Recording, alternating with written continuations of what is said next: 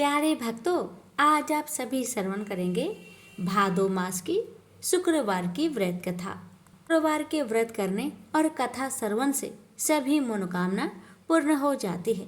तो आइए बड़े ही श्रद्धा प्रसन्नचित मन से श्रवण करते हैं शुक्रदेव की व्रत कथा। मानिकपुर नगर में 3 मित्र रहते थे।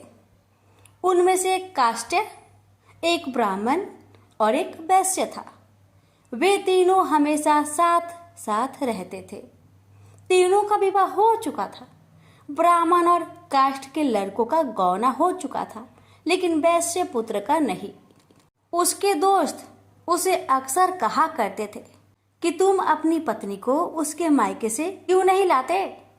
तब वैश्य पुत्र धनराज ने अपनी पत्नी कुसुम को लाने का निश्चय कर लिया। अगले ही दिन धनराज ने माता पिता से अपनी पत्नी कुसुम को लेने जाने की बात कही। उसकी बात सुनकर वे हैरान होते हुए बोले, बेटे, अभी शुक्र अस्त हो रहा है, इसलिए अभी बहू को लाना उचित नहीं है। वह नहीं माना। वह कुसुम को लाने ससुराल पहुंच गया। ससुराल में धनराज की खूब आवभगत की गई। धनराज ने कुसुम को विदा करने के लिए कहा तो उसके सास ससुर बोले, बेटे, अभी शुक्र अस्त हो रहा है, ऐसे में लड़की को विदा नहीं करते। कुछ दिन ठहर जाओ, फिर हम कुसुम को खुशी खुशी विदा कर देंगे। लेकिन धनराज वहां भी जीत पर अड़ गया और कुसुम को लेकर ही वहां से विदा हुआ। धनराज कुसुम को जब अपने घर ले जा रहा था तो अचानक बैल तेजी से भागने लगे। रास्ते में पड़े पत्थर से टकराने से गाड़ी का पहिया टूट गया। फलस्वरूप कुसुम को काफी चोट आई। दोनों को आगे की यात्रा पैदल ही करनी पड़ी। सुनसान रास्ते से गुजरते हुए डाकुओं ने उन्हें लूट लिया। उनका सारा धन, आभूषण और वस्त्र छीन लिए। किसी तरह से घर पहुंचे। दूसरे ही दिन घर में धनराज के बिस्तर पर सांप चढ़ गया और उसे डस लिया। सेठ जी ने बड़े बड़े चिकित्सक बुलवाए, मगर कोई भी चिकित्सक जहर उतारने में सफल नहीं हुआ। दूर दूर से सपेरे बुलाए गए, लेकिन कोई भी धनराज को नहीं बचा सका। धनराज की मृत्यु हो गई। उसी समय पंडितों ने सेठ जी को एक बात बताई कि आपके बेटे ने शुक्र अस्त होने पर बहू को विदा करा लाने की भूल की है। यदि आप शुक्रवार की पूजा अर्चना करें और बहू शुक्रवार का व्रत करे तथा कथा सुनकर प्रसाद ग्रहण करे तो शुक्र देवता की अनुकंपा से धनराज पुनः जीवित हो सकता है। सेठ जी ने पंडितों की बात मानकर अपने मृत बेटे और बहू को वापस उसके ससुराल भेज दिया। कुसुम ने अपने घर पहुंचकर शुक्रवार का व्रत और पूजा पाठ की। उसने अपने पति की गलती के लिए शुक्र देवता से क्षमा मांगी। फलस्वरूप धनराज जीवित हो उठा। धनराज के जीवित हो जाने से घर में खुशियां भर गई।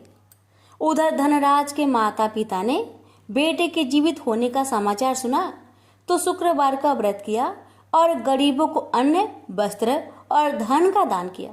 शुक्र के उदय होने पर धनराज अपनी पत्नी कुसुम के साथ घर लौट आया। दोनों पति पत्नी शुक्रवार का विधिवत व्रत करते हुए शुक्र की पूजा करने लगे। उनके घर में धन्य धान्य की वर्षा होने लगी। उनके सभी कष्ट दूर होते चले गए। परिवार में सभी आनंद पूर्वक रहने लगे। वैभव लक्ष्मी व्रत कथा। लाखों की जनसंख्या को अपने में समेटे कुशीनगर एक महानगर था।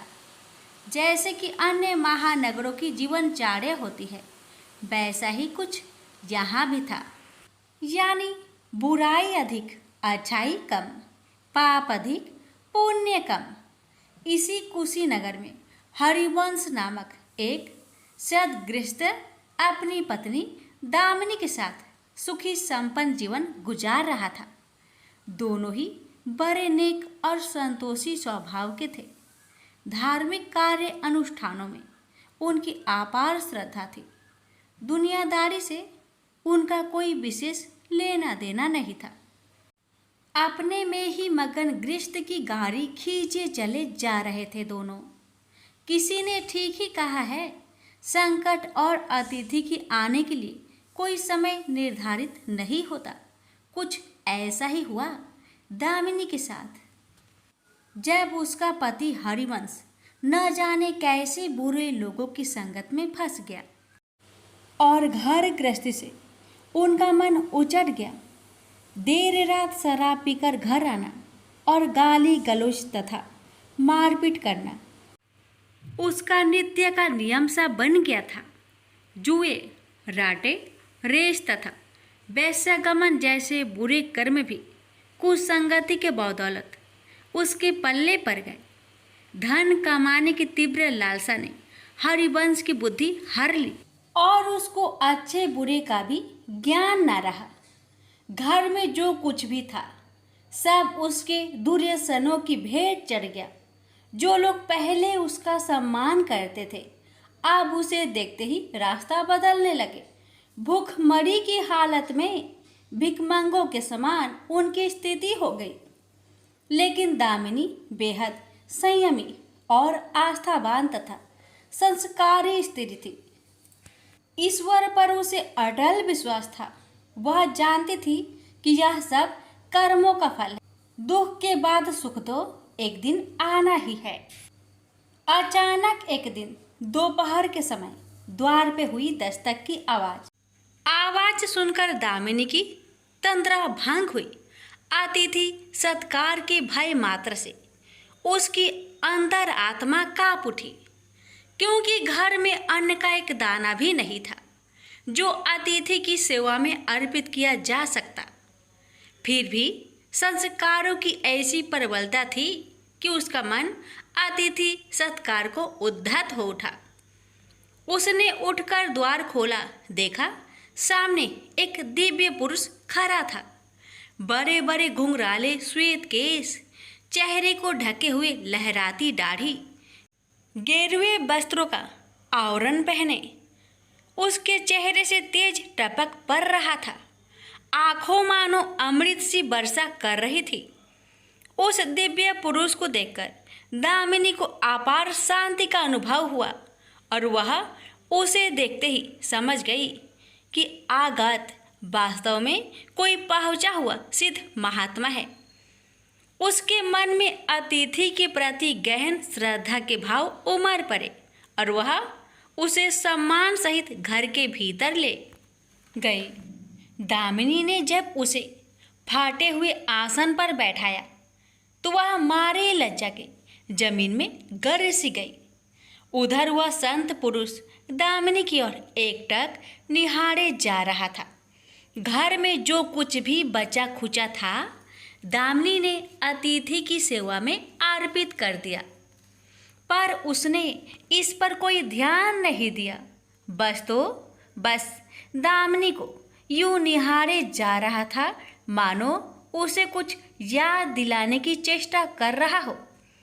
जब काफ़ी देर तक दामिनी कुछ न बोली तो उसने कहा, बेटी मुझे पहचाना नहीं क्या? उसका यह प्रश्न सुनकर दामिनी जैसे सोते से जागी और अत्यंत संकुचाते हुए मधुर स्वर में बोली, महाराज मेरी धृष्टता को क्षमा करें। जो आप जैसे दिव्य पुरुष को मैं पहचान कर भी नहीं पहचान पा रही हूँ। पारिवारिक कष्टों ने तो जैसे मेरी सोचने समझने की शक्ति ही छीन ली है। लेकिन यह निश्चित है कि संकट की इस घड़ी में मुझे आप जैसे साधु पुरुष का ही सहारा है। तभी जैसे दामिनी को कुछ याद हो आया, वह उस साधु के चरणों में गिरकर बोल उठी, अब मैं आपको पहचान गई हूँ महाराज। स्नेहा रूपी अमृत की वर्षा करने वाले अपने शुभ चिंतक को कोई कैसे भूल सकता है भला? वास्तव में वह साधु मंदिर की राह के मध्य में बनी अपनी कुटिया के बाहर बट वृक्ष के नीचे बैठ साधना किया करता था और मंदिर आने जाने वाले सभी श्रद्धालु से प्रणाम करके स्वयं को कृतार्थ अनुभव करते थे। दामिनी भी उन्हीं में से एक थी। जब पिछले काफ़ी दिनों से उसने उसे मंदिर की ओर आते जाते नहीं देखा तो उसकी कुशल क्षेम जानने के लिए पूछताछ करते हुए उसके घर की ओर आ निकला था। दामिनी अभी अपनी सोचों में ही डूबी हुई थी कि साधु महाराज ने मौन भंग किया। क्या कानन है पुत्री, तू आजकल मंदिर आती जाती दिखाई नहीं पड़ती। तुझे जो भी कष्ट है मुझे बता, शायद मैं तेरी कुछ सहायता कर सकूं। व्यक्ति दुखों के बोझ तले दबा हो तो ऐसे में सहानुभूति के दो बोल ही काफ़ी होते हैं। दामिनी भी खुद पर संयम नहीं रख पाई और बिलख कर रोने लगी। तभी वह साधु वात्सल्यपूर्ण स्वर में बोला, मन छोटा करने से समस्या हल नहीं होगी। सुख दुख तो एक गाड़ी की दो पहियों के समान है, इनका आना जाना तो जिंदगी भर लगा ही रहता है। अपना दुख किसी को बता देने से मन हल्का हो जाता है। कुछ देर चुप रहने के बाद दामिनी ने बोलना शुरू किया, महाराज, सर्व सुखों से भरपूर था मेरा घर, कण कण में खुशियों का नित्य होता था। पति भी नेक और ईमानदार थे, सदा जीवन उच्च विचार की आधारशिला पर टिकी थी। हमारी गृहस्थी रुपए पैसे की भी कोई कमी नहीं थी। सुबह शाम घर में ईश्वर वंदना होती थी, लेकिन अचानक न जाने किसकी नज़र लग गई, हमारा भाग्य हमसे रूठ गया। मेरे पति कुछ संगति में फंसकर अपना सब कुछ गवा बैठे। अब तो ऐसा लगता है जैसे साया भी साथ छोड़कर जाने को तैयार बैठा है। भिखारियों से भी बदतर स्थिति हो गई है हमारी। दामिनी की करुण व्यथा सुनकर साधु का हृदय हाहाकार कर उठा। वह द्रवित स्वर में बोल उठा, बेटी, कर्म का लिखा तो भोगना ही पड़ता है। तुम्हारे कष्टों का भी कर्मों से नाता है, लेकिन तुम चिंता ना करो, सब कुछ पहले जैसा हो जाएगा। दुख के बाद ही सुख आता है। दुख सहे बिना सुख की सच्ची अनुभूति हो ही नहीं सकती। तुम माँ लक्ष्मी के प्रति श्रद्धा जारी रखो। सबका उद्धार करने वाली प्रेम का छलकता सागर है माँ लक्ष्मी। अपने भक्तों पर सदैव उनकी कृपा दृष्टि रहती है। तुम संपूर्ण आस्था के साथ माँ वैभव लक्ष्मी का व्रत करना शुरू करो, तुम्हारी साधना अवश्य रंग लाएगी। दामिनी एक संस्कारी स्त्री थी। धर्म कर्म में उसकी अगाध आस्था थी। माँ वैभव लक्ष्मी के व्रत की बात सुनकर उसका चेहरा दमक उठा। बोली, महाराज, यदि इस व्रत को करने से मेरे परिवार पर आई विपदा टल सकती है तो मैं इसे जरूर करूँगी। आप मुझे बताएं कि इस व्रत को कब और कैसे किया जाता है।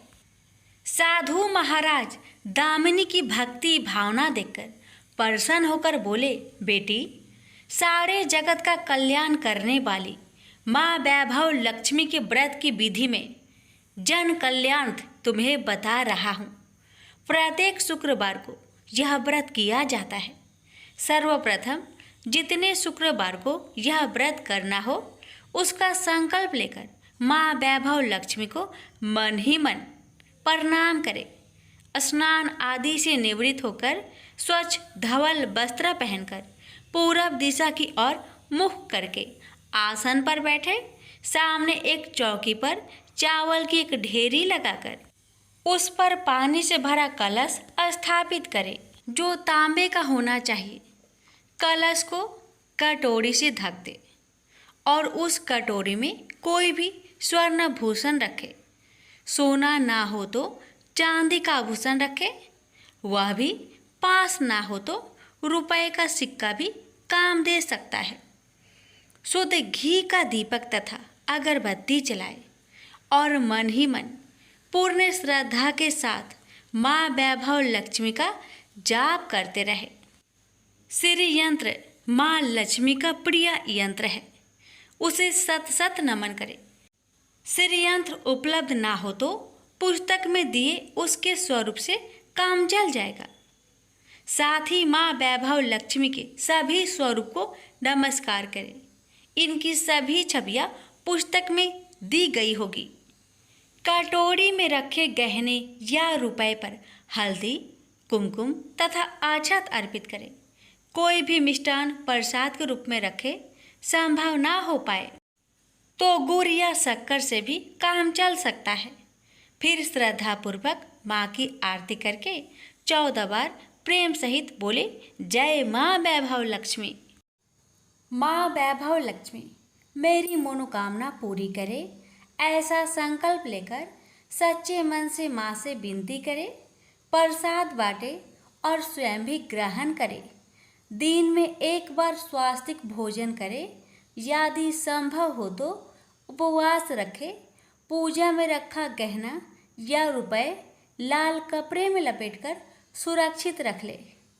यह आगे आने वाले शुक्रवार को पूजा में काम आएगा। कलश में भरा जल तुलसी के पौधे को समर्पित कर दे तथा अछत पंछियों को आहार स्वरूप डाले। ऐसी शास्त्रोक्त विधि से व्रत करने वाले को शीघ्र फल मिलता है। साधु महाराज के मुख रविंद्र से यह वृत्तांत सुन दामिनी पुलकित हो उठी। उनके चरण स्पर्श कर उत्साहित स्वर में बोली, अब लगे हाथ उद्यापन की विधि भी बता दे महाराज। इसके बिना तो व्रत अधूरा ही रह जाएगा। अवश्य बेटी, कहकर साधु महाराज उद्यापन की विधि बताने लगे। चाहे जितने भी शुक्रवार प्राय 11 या 21 व्रत करने का संकल्प लिया हो, लेकिन मन में माँ वैभव लक्ष्मी के प्रति श्रद्धा तथा आस्था बारंबार बनी रहनी चाहिए। जिस दिन अंतिम शुक्रवार का व्रत हो उस दिन शास्त्रोक्त विधि से उद्यापन किया जाता है। अन्य शुक्रवारों की भांति ही इस दिन भी पूजन करें। हाँ, प्रसाद के रूप में खीर अवश्य रखें। पूजा के बाद नारियल फोड़कर 7 कुंवारी कन्याओं को चरण धोकर कुमकुम का तिलक लगाकर पूजन करें। उन्हें सामर्थ्य अनुसार दक्षिणा दें और माँ वैभव लक्ष्मी व्रत की पुस्तकें उपहार स्वरूप भेंट में दें। फिर प्रसाद के रूप में खीर वितरित करें।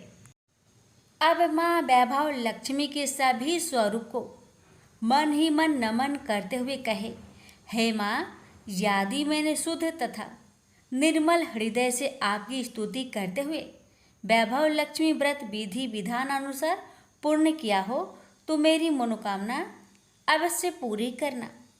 संतानहीनों को संतान देने वाली, दुखियों का दुख हरने वाली, अखंड सौभाग्य का वरदान देने वाली, कुंवारी कन्याओं को मन चाहा वर देने वाली माँ वैभव लक्ष्मी, आपकी महिमा अपरंपार है।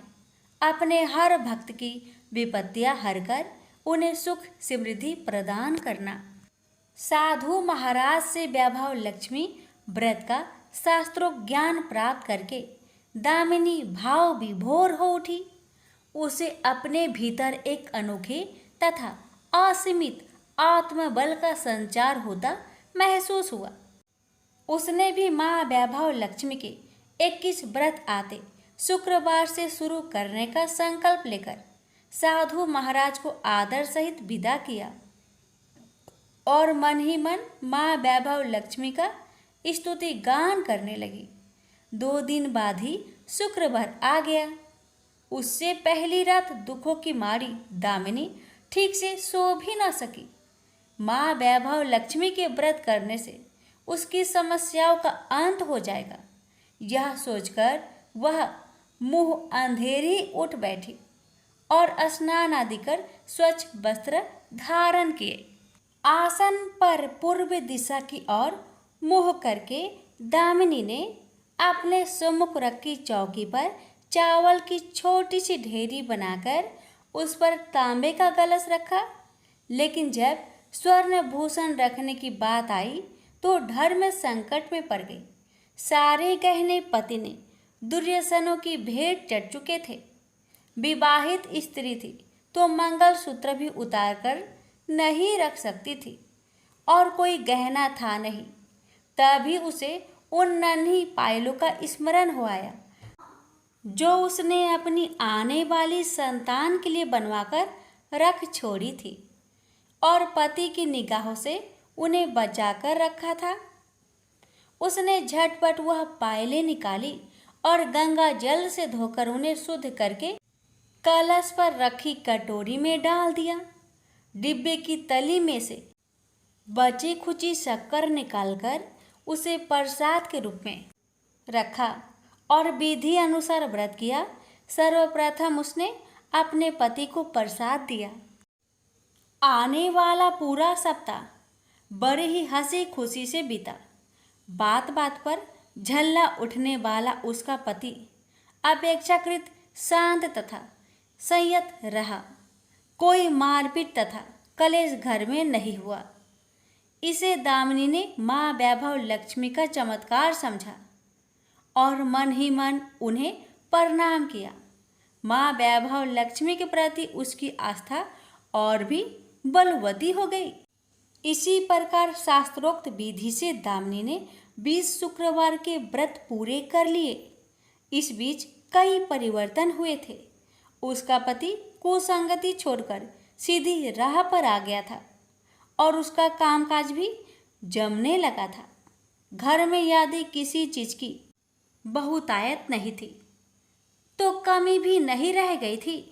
यह सब माँ वैभव लक्ष्मी के चमत्कार और दामिनी की आस्था तथा विश्वास का परिणाम था।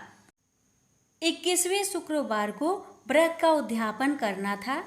साधु महाराज के वचन अब भी मानो दामिनी के कानों में गूंज रहे थे। उनकी बताई विधि के अनुसार ही दामिनी ने शास्त्रोक्त विधि से उद्यापन किया। 7 कुंवारी कन्याओं को भोजन कराकर दक्षिणा दी।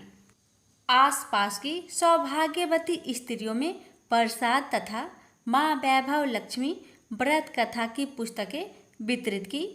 माँ वैभव लक्ष्मी के हर स्वरूप को प्रणाम किया और कहा, आपकी महिमा निराली है माँ। आपने मेरे सारे दुख हर लिए, मेरी सभी मनोकामनाएं पूर्ण कर दी। मेरा उजड़ा घर फिर से बस गया। मेरा यह नया जीवन आप ही की देन है माँ। मैं आजीवन आपकी पूजा अर्चना करूंगी और दूसरों को भी आपकी महिमा से अवगत कराकर वैभव लक्ष्मी के व्रत रखने के लिए प्रेरित करूंगी। बोलो जय माँ वैभव लक्ष्मी, आपकी सदा ही जय हो। अरे भक्तों, अब आप श्रवण करेंगे माँ अन्नपूर्णा की व्रत कथा। एक समय की बात है। काशी निवासी धनंजय की पत्नी का नाम सुलक्षणा था। उसे अन्य सब सुख प्राप्त थे, केवल निर्धनता ही उसके दुख का एकमात्र कारण थी। यह दुख उसे हर समय सताता रहता था। एक दिन सुलक्षणा पति से बोली, स्वामी आप कुछ उद्यम करो तो काम चले। इस प्रकार कब तक काम चलेगा? सुलक्षणा की बात धनंजय के मन में बैठ गई और वह उसी दिन विश्वनाथ शंकर जी को प्रसन्न करने के लिए बैठ गया और कहने लगा, हे देवाधिदेव विश्वेश्वर, मुझे पूजा पाठ कुछ नहीं आता है, केवल आपके भरोसे बैठा हूँ। इतनी विनती करके वह 2-3 दिन भूखा प्यासा बैठा रहा। यह देखकर भगवान शंकर ने उसके कान में अन्नपूर्णा अन्नपूर्णा अन्नपूर्णा इस प्रकार 3 बार कहा। यह कौन क्या कह गया? इसी सोच में धनंजय पड़ गया कि मंदिर से आते ब्राह्मणों को देखकर पूछने लगा, पंडित जी अन्नपूर्णा कौन है? ब्राह्मणों ने कहा, तू अन्न छोड़कर बैठा है, सो तुझे अन्न की बात सूझती है, जा घर जाकर अन्न ग्रहण कर। धनंजय घर गया, स्त्री से सारी बात कही। वह बोली, नाथ चिंता मत करो, स्वयं शंकर जी ने यह मंत्र दिया है, वे स्वयं ही खुलासा करेंगे। आप फिर जाकर उनकी आराधना करो। धनंजय फिर जैसा कि तैसा पूजा में बैठ गया। रात्रि में शंकर जी ने आज्ञा दी और कहा, तू पूर्व दिशा में चला जा, वहाँ अन्नपूर्णा का नाम जपता जाता और रास्ते में फल खाता, झरनों का पानी पीता जाता। इस प्रकार कितने ही दिनों तक चलता गया। वहां उसे चांदी सी चमकती वन की शोभा देखने में आई। सुंदर सरोवर देखने में या उनके किनारे कितनी ही अप्सराएं झुंड बनाए बैठी थी। एक कथा सुनाती और सब मिलकर माँ अन्नपूर्णा इस प्रकार बार बार कहती थी। जहाँ अगहन मास की उजेली रात्रि थी और आज से ही व्रत का प्रारंभ था। जिस शब्द की खोज करने वह निकला था वह उसे वहां सुनने को मिला। धनंजय ने उसके पास जाकर पूछा, हे देवियों, आप यहाँ क्या करती हो? उन सब ने कहा, हम माँ अन्नपूर्णा का व्रत करती हैं। धनंजय ने पूछा, व्रत पूजा करने से क्या होता है? यह किसी ने किया भी है? इसे कब किया जाए? कैसा व्रत है और कैसी विधि है? मुझसे भी विस्तार से बताओ।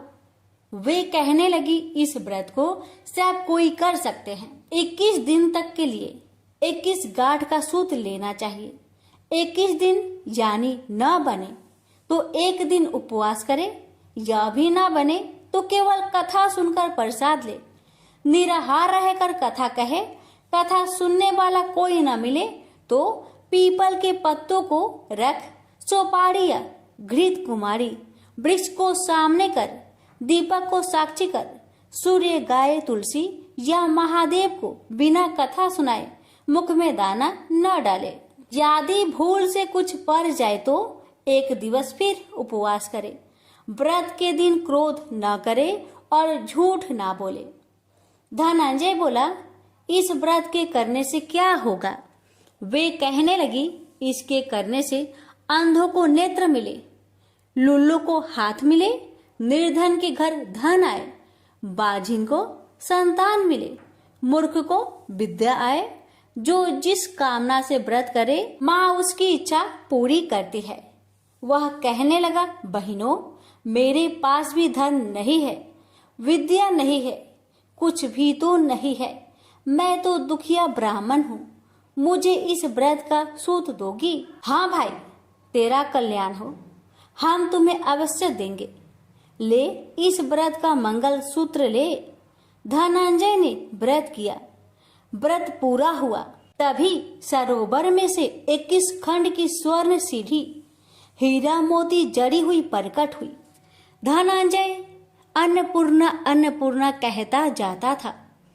इस प्रकार कितनी ही सीढ़ियां उतर गया तो क्या देखता है कि करोड़ों सूर्य से प्रकाशमान अन्नपूर्णा का मंदिर है। उसके सामने स्वर्ण सिंहासन पर माता अन्नपूर्णा विराजमान है। सामने भिक्षा हेतु शंकर भगवान खड़े हैं। देवांगनाएं चवर डुलाती है, कितनी ही हथियार बांधे पहरा देती है। धनंजय दौड़कर जगदम्बा के चरणों में गिर गया। देवी उसके मन का कलेश जान गई। धनंजय कहने लगा, माता, आप तो अंतर्यामी हो, आपको अपनी दशा क्या बताऊं? माता बोली, मेरा व्रत किया है, जा, संसार तेरा सत्कार करेगा। माता ने धनंजय की जिह्वा पर बीज मंत्र लिख दिया। अब तो उसके रोम रोम में विद्या प्रकट हो गई। इतने में क्या देखता है कि वह काशी विश्वनाथ के मंदिर में खड़ा है। माँ का वरदान ले धनंजय घर आया। सुलक्षणा से सब बात कही। माता जी की कृपा से उसके घर में संपत्ति उमड़ने लगी। छोटा सा घर बहुत बड़ा गिना जाने लगा। जैसे शहद के छत्तों में मक्खियां जमा होती है, उसी प्रकार अनेक सगे संबंधी आकर उसकी बड़ाई करने लगे। कहने लगे, इतना धन और इतना बड़ा घर, सुंदर संतान नहीं हो तो इस कमाई का कौन भोग करेगा? सुलक्षणा से संतान नहीं है, इसलिए तुम दूसरा विवाह करो। अनिच्छा होते हुए भी धनंजय को दूसरा विवाह करना पड़ा और सुलक्षणा को सौत का दुख उठाना पड़ा। इस प्रकार दिन बीतते गए और अगहन मास आया। नए बंधन से बंधे पति से सुलक्षणा ने कहलाया कि हम व्रत के प्रभाव से सुखी हुए हैं, इस कारण यह व्रत छोड़ना नहीं चाहिए।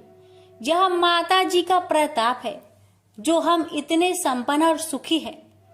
सुलक्षणा की बात सुन धनंजय उसके यहाँ आया और व्रत में बैठ गया। नई बहू को इस व्रत की खबर नहीं थी। वह धनंजय की आने की राह देख रही थी।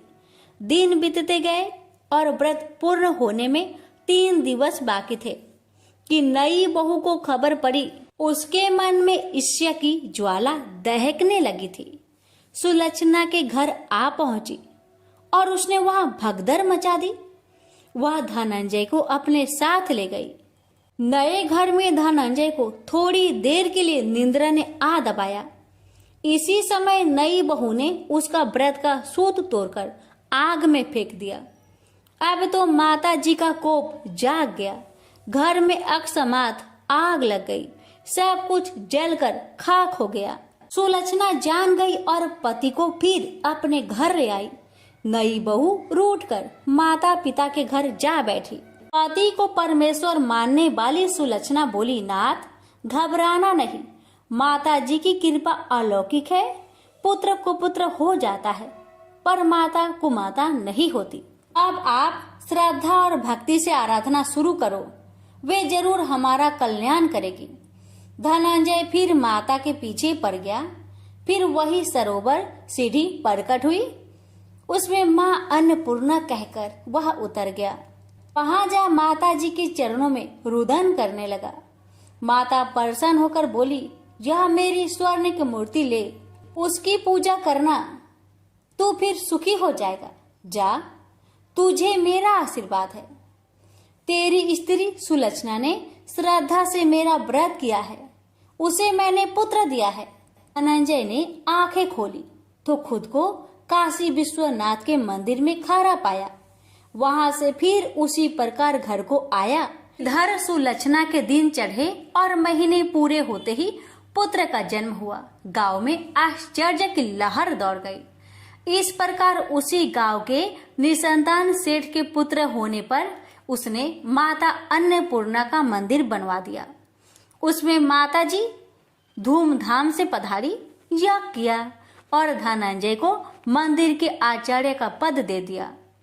जीविका के लिए मंदिर की दक्षिणा और रहने के लिए बड़ा सुंदर सा भवन दिया। धनंजय स्त्री पुत्र सहित वहां रहने लगा।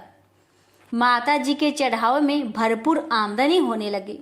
उधर नई बहू के पिता के घर डाका पड़ा, सब लूट गया। वे भीख मांगकर पेट भरने लगे। सुलक्षणा ने यह सुना तो उन्हें बुला भेजा, अलग घर में रख लिया और उनके अन्न वस्त्र का प्रबंध कर दिया। धनंजय, सुलक्षणा और उसका पुत्र माता जी की कृपा से आनंद से रहने लगे। माता जी ने जैसे इनके भंडार भरे वैसे सबके भंडार भरे। हे माता, अगर आपकी कथा कहने में हमसे कोई गलती हुई हो उसे क्षमा करना और अपने सभी भक्तों की सभी मनोकामना को पूर्ण करना। प्रेम से बोलिए अन्नपूर्णा माता की जय। हर हर महादेव, माता पार्वती की जय।